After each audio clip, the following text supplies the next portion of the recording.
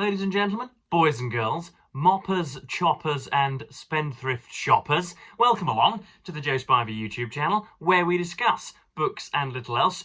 And you join me on, at least at the advent of a new age, folks. I'm sure that you, like myself, had a video visited upon you yesterday which featured Christopher Russell, Randy Ray, the literate Texan, and Steve Donahue, all of whom were nattering in America. It seems that they had their own, a new alliance has been struck there, their own little Wannsee conference yesterday, where they sought to arrive upon, what should we say, a solution to the bookish problem of Europe. The Heydrichs, the Himmlers, the Eichmanns of BookTube were all in evidence yesterday, and they had their little get-together. And as I wrote in the comments, I would be rather rather taken aback that I was shunned had it not been that I lurked behind every comment offered. So those guys were twittering amongst themselves, and so I come at you hoping anyway to find British representatives so that we might have some cross-Atlantic pugilism on our hands. If I could have two other booktubers with whom I could do a live stream, two other British booktubers who operate in Albion's Isle, if we can take the fight to those cheese-mangling Americans, then much would be to the better. But you join me on a particularly dull Sunday. We've had some excellent weather this week. I cannot ask the meteorologists for more, and yet we are blanketed with cloud today, so it's going to be slightly duller, I should think. But what else have I got to discuss with you before we get onto the main meat of today's video? First of all, I have the Mail on Sunday in my hands.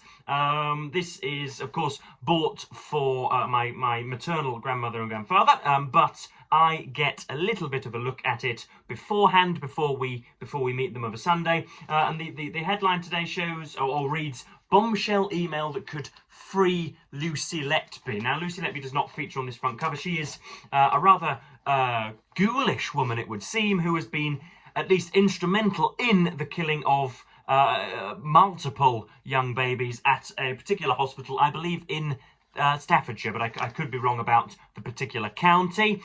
She has been imprisoned and is serving multiple life sentences at the moment, and yet it would seem that some, strangely on the right wing of British politics, are seeking to have her freed because they believe her to have been incarcerated wrongfully. They think that there were weaknesses in the accuser's trialing, and they think that they can find holes in the case, essentially. And of course, it will be a sort of unknown, a sort of historical miscarriage of justice if indeed she is eventually cleared and it is found that she did not commit those heinous crimes. But I don't know. I see her face and I read an awful lot more into her physiognomy than I should do, especially when it is demonised on national television, so I'm not ever so sure. But there is that.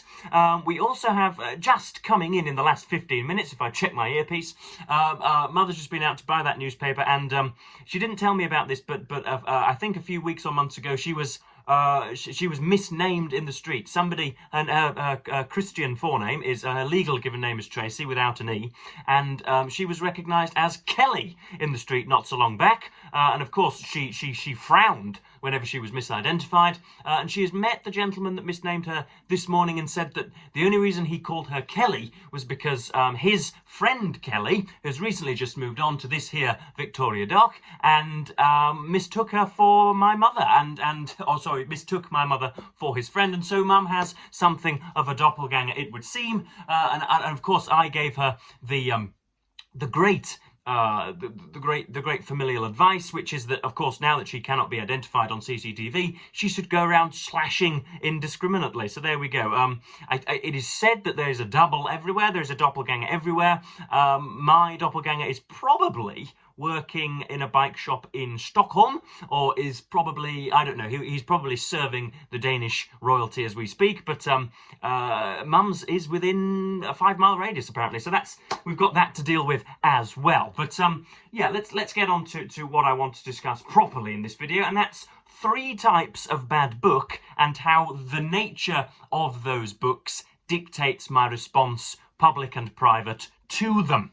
So I think this is a rather, again, as we pointed out in my in the BookTube Confessions tag just the other day, these are fecund topics, and I would like to see just what you guys have to say. So yeah, we have three types of what I deem to be bad book, or books which are objectively lacking in one or multiple ways, and we've got three types, three ilks, three strands of bad book. First of all, we have the canonical classic bad books. I've got two examples here of books I've read in the last probably 18 months, which have hordes, entire droves of converted zealots to their cause, people who will live and die for them, books that have cured in the national and international consciousness, have festered, you might say, or honeyed in the international consciousness for months, years, decades and centuries, and yet they have come across Joseph Edward Spivey Esquire's desk, and I have, as I say, found them to be lacking, found them to be, heaven forfend, bereft of quality. We have two examples here. We have Charles Dickens' David Copperfield, and we have Fyodor Dostoevsky's Crime and Punishment, translated by... who's the translation done by? Complete and unabridged, with introduction and notes. Doesn't tell me who it's translated by yet on the back. That's fantastic, brilliant. It doesn't matter. With selected excerpts from the notebooks. Now, can't remember. Don't know who's translated this one, but I have read both of these books, or read lion's shares of these books over the last few years, and found them to be rubbish. And it's strange, isn't it, that when, I don't know whether you guys have ever felt this, whether you've ever read a classic, and whether you have read a book which has been praised by people whose evaluations you admire, and yet you find yourselves sort of swimming against the tide in a rather contrarian fashion. And I found that with these two books and a few others. Recently, of course, we've got Robert Louis Stevenson's Treasure Island to contend with. But the nature of these two books dictates quite how I express my negative responses, or my negative feelings, because knowing that this has been aboard so long, knowing that this is what's the past tense of stride? Is it strode or stridden? The continuous present tense of stride. Is it stridden? Anyway, it could be. If not, then those of you playing Joe Spivey Verbal Bingo will have 15 points for stridden. These books have stridden amount many other published books, many dozens of other classics, and have obviously have been loved and revered, and have been venerated by, and have been hoisted by and lionized by so very many intelligent people. And yet, for some reason, I think a similarly diligent and benevolent and intelligent reader has found them to be lacking, as I say. And so, of course, my response to these negative books will be slightly neutered as a result, or slightly more cautious, because they are classics, and because they are referenced from here to Timbuktu, I will have to constantly revisit them. So there will be, although this is seldom seen on this channel, there will be an element of reserve about my responses, because I know that in 10, 15 and 20 years I shall look at them again, and so I do not want there to be an element of finality about my judgments here. I know that I'll read David Copperfield at 43 and 53 and 63 and 73, and may have my opinions reversed. But for now, I'm going to call them objectively nonsensical, and yet I will await the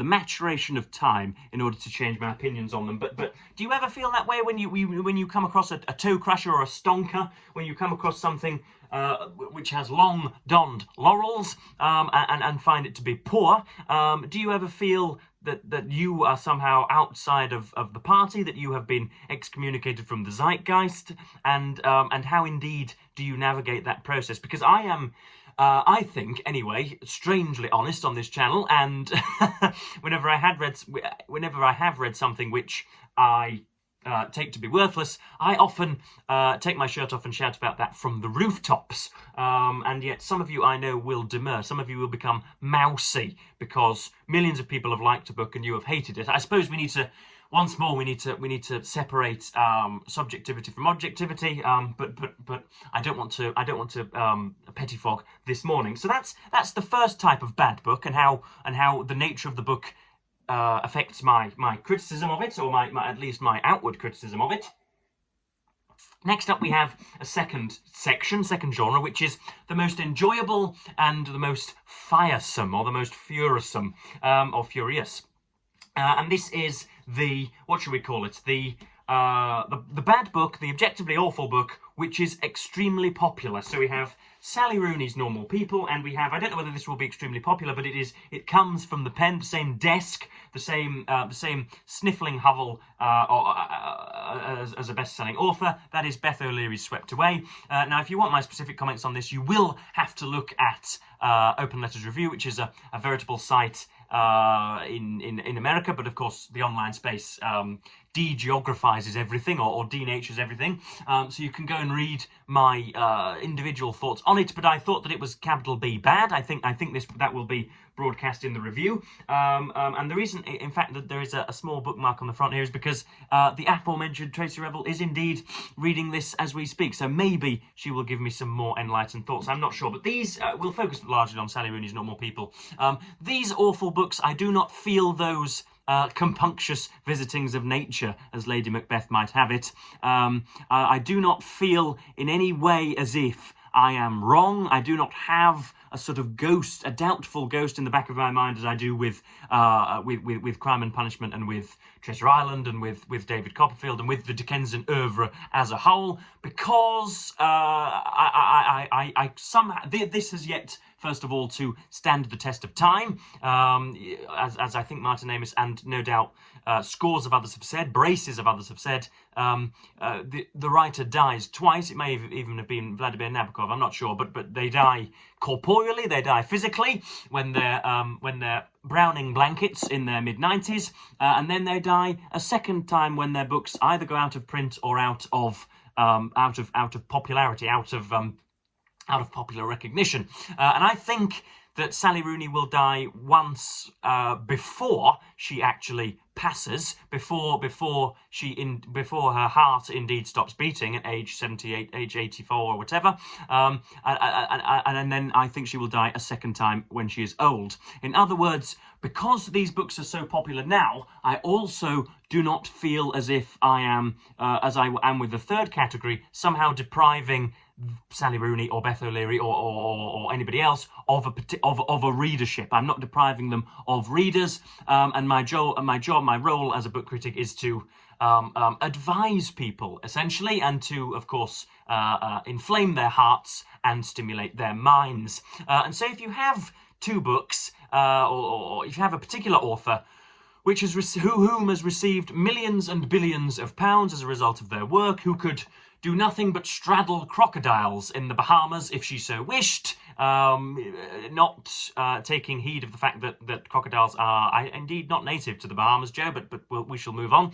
They could do whatever they wanted. They could purchase real estate. They could finance their own line of wobbly condiments. They could do anything they wanted because they are so wealthy. They are, I think, as the political left often thinks, I suppose, rather closeted from criticism, and so they should be, their weaknesses should be shown to all. And because they are so popular, as I say, I do not feel any compunctious visitings of nature about taking their books apart. And so in public, I come out with my fists bared, my teeth bared, and my fists splayed, or my fists ready to go, because they're terrible, and because their writing has secured them wealth. And I had rather that it had not. I'd rather that people read better books. And again, we need to separate the subjectivity and the objectivity. If you bought this and enjoyed it, that is fine. But if you bought it and deem it to be the finest thing produced in sliced bread, then we are going to have some disagreements. But my response to this is, response to books of this sort is altogether more wholehearted and altogether more flagrant and unambiguous. So that's the second category. And then the third and final category is a book which I thought I would never write about nor raise before you babbling subjects on YouTube, but I'm going to do so for the purposes of this video. We have we have the awful book, which or what type, or a prototypical example of the awful books which monthly are thrown onto my butcherous critical slab and found to be utterly without any quality at all, and yet also come from unknown authors. They may be the work of debutantes, they may be the result of independent publishing, they may be self-published, they come from an unrecognised name and are just as awful as Sally Rooney and Beth O'Leary and the others. So we have here Alice Chadwick's Dark Like Under. This was published not so long back, I don't think, and was sent to me on request by, I think it's the kind folks at Daunt Books. And this was so very terrible, folks. The excrescences and the ridiculosity of this, the laziness and the drunken navel-gazing hedonism which was evidenced in here reaches a hitherto uncharted depth. It really is awful. But because Alice Chadwick is a debutante, because my words, I don't know whether this is rather self-important, but because my comments either on BookTube or in print for open letters, because my words could exclude a certain readership, because they could lower her numbers, I have in the past and continue to demurred. I have refrained from public comment because I don't want to do her harm, because it would be the